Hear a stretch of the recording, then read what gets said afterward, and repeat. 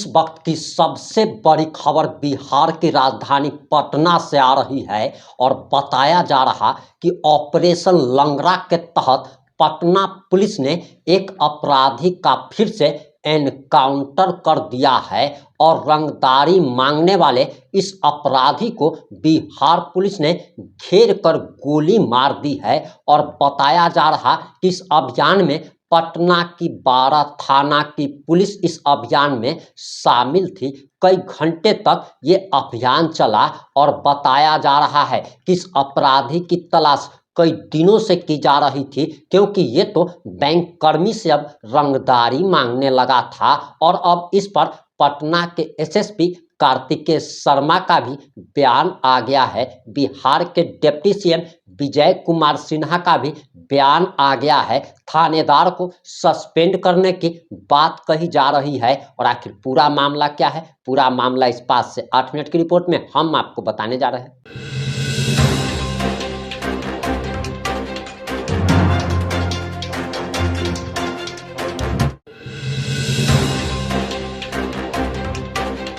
नमस्कार, मैं प्रिंस कुमार सिंह और आप देख रहे हैं पॉजिटिव इंडिया। अगर अभी तक आपने चैनल को सब्सक्राइब नहीं किया है तो खबरों से अपडेट रहने के लिए कृपया चैनल को सब्सक्राइब कर लीजिए। और जो लोग ऑलरेडी कर चुके हैं उन तमाम लोगों को सहृदय धन्यवाद। अब वापस आते हैं हम अपनी खबर पर और हम आपको पूरा मामला बताएंगे कि किसका एनकाउंटर हुआ है, क्यों एनकाउंटर हुआ है। लेकिन आप उससे पहले बिहार के डिप्टी सीएम विजय कुमार सिन्हा का ये बयान सुनिए। इसके बाद हम आपको पटना एसएसपी कार्तिकेय शर्मा का भी बयान सुनाने जा रहे और अंत में हम उस अपराधी का नाम बताने जा रहे, उस अपराधी का हिस्ट्री बताने जा रहे जिस अपराधी का पटना पुलिस ने एनकाउंटर किया है। आप सबसे पहले जरा ये बयान सुनिए।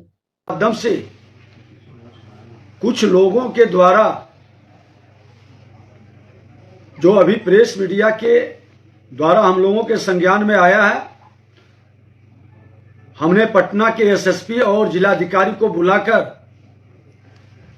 अपने खनन विभाग के निदेशक पदाधिकारियों के साथ बैठक करके गहन छापेमारी का निर्देश दिया और कई गाड़ियां पटना भोजपुर में 3 दर्जन के लगभग गाड़ी पकड़ाई भी। उसके बावजूद कुछ थाना क्षेत्र के अंतर्गत ट्रैक्टर पर इस तरह के बिना नंबर के ट्रैक्टर के अवैध बालू अभी भी चल रहे हैं। गृह विभाग और पुलिस पदाधिकारी को हमने संज्ञान लेने के लिए निर्देशित भी किया है और जो थाना क्षेत्र की लापरवाही अकर्मण्यता झलकेगा विभाग उस पर कार्रवाई करे। बालू माफिया के विरुद्ध बड़े बड़े पद पर लोग बैठते हैं और इसकी जिम्मेवारी भी तय होनी चाहिए कि इस तरह के कार्य रुकना चाहिए। प्रेस मीडिया को जब वो चीज दिखाई पड़ता हो, आम पब्लिक को दिखाई पड़ता है। हमने इनाम भी 10,000 ट्रक पर 5,000 ट्रैक्टर पर घोषित किया है। हम तो प्रेस मीडिया और जो भी लोग बताएंगे, गाड़ी पकड़वाएंगे, उनको इनाम देंगे। मैं लोगों से आग्रह भी करता हूं और खास करके पुलिस डिपार्टमेंट से कि अपनी जिम्मेवारी हर थाने के लोग ईमानदारी से निर्वहन करें। नई सरकार में नई पहल, बालू माफिया हो, जमीन माफिया हो या शराब माफिया हो, माफिया से मुक्ति में गृह विभाग की बड़ी भूमिका होनी चाहिए और जनता के बीच संदेश जानी चाहिए। ऐसे भी मैं बकसने वाला नहीं हूं।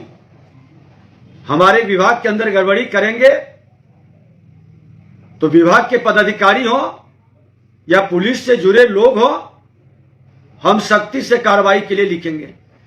आपको याद होगा कि चुनाव के पहले मुजफ्फरपुर में भी प्रभारी मंत्री थे, एनकाउंटर भी हुआ और बुलडोजर भी चला। बिहार के माननीय मुख्यमंत्री नीतीश कुमार जी के नेतृत्व में और देश के प्रधानमंत्री नरेंद्र मोदी जी का यह संकल्प सुशासन से समृद्धि की ओर विकसित बिहार बनाने के लिए सरकार पूरी सजगता से कार्रवाई कर रही है। और जो गलत करेंगे, चाहे पुलिस विभाग के महकमा में बैठ करके थाने के अंदर, ब्लॉक के अंदर, अंचल के अंदर, इन सब पर निगाहें रखी जा रही है। और सच्चाई है कि लोगों की ज्यादा अपेक्षा थाना, अंचल और ब्लॉक से है। जिला के अंदर विभागीय कार्यों में गड़बड़ी रोकने से है। और सरकार सजगता के साथ इन विभागों के अंदर एक्शन ले रही है। अच्छा, पार्लियामेंट में जो है लगातार इलेक्टोरल रिफॉर्म्स को लेकर के बातचीत हो रही है, पर विपक्ष जो है वो बॉयकॉट करते हुए दिख रहा है, वॉकआउट कर जा रहा है। क्या कहिएगा? राहुल गांधी जर्मनी भी चले गए हैं। घबराहट में विपक्ष, सोने के चम्मच लेकर जन्म लेने वाले राहुल गांधी जी नेता प्रतिपक्ष हैं लोकसभा में, और विधानसभा में तेजस्वी यादव जी। ये पिकनिक मनाने के लिए विदेश जा रहे हैं, सनातन संस्कृति से दूर होकर। ये क्रिसमस मनाने के लिए अपने देश में नहीं, विदेश में अपनी संस्कृति से हटकर क्या दिखाना चाहते हैं?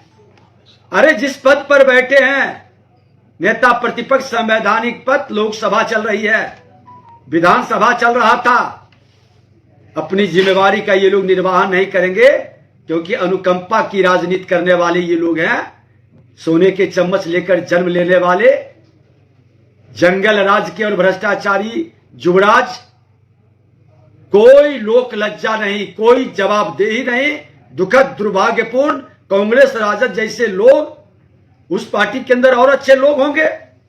इन लोगों को पिकनिक मनाने दे, जो अच्छे लोग हैं, जिनको लोकतंत्र में विश्वास है, संविधान में विश्वास है, उन लोगों को तो आगे बढ़ने दे। ये दोनों युवराज अपनी जिम्मेवारी निर्वाहन करने में अक्षम है, इसलिए उन पर कुछ भी कहना कोई असर नहीं डालता। इसमें पुलिस के द्वारा बहुत गंभीरता से लिया गया था, कान दर्ज करके तुरंत एक टीम बनाई गई थी और इसमें विभिन्न पहलुओं पर जांच की जा रही थी। इसी क्रम में जब कल हम लोगों को जानकारी मिली और एसपी का सहयोग लिया गया, उनके सहयोग से एक व्यक्ति रंजन को पकड़ा गया और उसकी निशानदेही पर पता चला कि जो दूसरा व्यक्ति है, जो गोली चलाने और धमकी देने वाली बात में आया था, वो यहाँ फिर से आया हुआ घटनास्थल के पास में और वो डराने के लिए, फायरिंग करने के लिए आया हुआ है। पुलिस के द्वारा तुरंत यहाँ पहुँचा गया और यहाँ पहुँचने पर देखा गया कि वो व्यक्ति यहाँ पर आया हुआ है। जो व्यक्ति राकेश है, जो उसके द्वारा धमकी दी गई थी, रंगदारी मांगी गई थी, वो जब पुलिस को देखा तो वो डर गया और भागने लगा। भागने के क्रम में पुलिस को फायरिंग किया। पुलिस के द्वारा उसको रोका गया, बताया गया कि पुलिस है और एक हवाई फायरिंग भी की गई, लेकिन वो माना नहीं और फिर से फायरिंग किया। इसके बाद पुलिस को आत्मरक्षा में फायरिंग करना पड़ा, जो उसके पैर में गोली लगी है।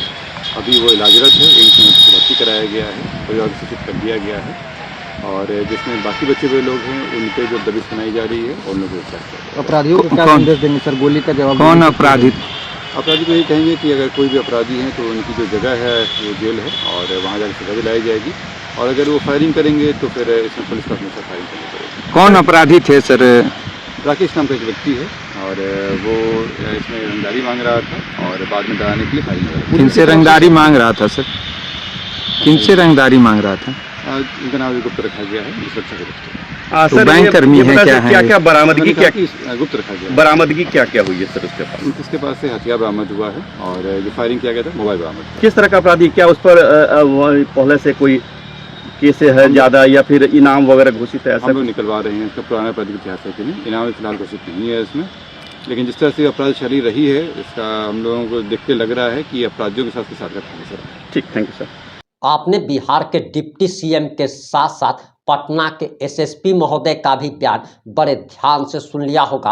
अब मीडिया रिपोर्ट्स के अनुसार जो जानकारी आ रही, जरा आप उसे भी जान लीजिए। दरअसल बताया जा रहा कि पटना में एनकाउंटर हुआ है और पटना के जानीपुर थाना क्षेत्र के मुरादपुर गांव की ये घटना है, जहां पर सुबह सुबह अपराधी और पुलिस के बीच मुठभेड़ हुई है और मुठभेड़ के दौरान जवाबी फायरिंग में पुलिस ने कुख्यात अपराधी राकेश कुमार को गोली मार दी है और गोली लगते ही राकेश कुमार जमीन पर गिर पड़ा। अपराधी राकेश कुमार को घायल अवस्था में तुरंत एम्स पटना में भर्ती कराया गया, जहां उसका इलाज चल रहा है। बताया जा रहा कि मूल रूप से पिपरा थाना क्षेत्र के सहबजपुरा का रहने वाला है और पिछले कई दिनों से एक बैंक कर्मी से रंगदारी मांग रहा था। बैंक कर्मचारी ने इसकी शिकायत पुलिस में दर्ज कराई थी, जिसके बाद पुलिस लगातार अपराधी राकेश कुमार की तलाश कर रही थी। इसी दौरान पुलिस को सूचना मिली कि राकेश कुमार मुरादपुर गांव में छुपा हुआ है। सूचना पर जब पुलिस टीम ने मुरादपुर में राकेश को पकड़ने की कोशिश की तो उसने भागने का प्रयास किया। इतना ही नहीं बल्कि पुलिस पर ही फायरिंग करने लगा और पुलिस ने आत्मरक्षा में अपराधी राकेश कुमार का एनकाउंटर कर दिया है और सम्राट की पुलिस लगातार बिहार में एनकाउंटर कर रही है। इस मामले में आपकी क्या प्रतिक्रिया है? अपनी प्रतिक्रिया जरूर दीजिएगा। क्या बिहार में इसी तरीके से अपराधियों का एनकाउंटर किया जाना चाहिए? जुड़े रहे हमारे साथ। जय हिंद, जय भारत।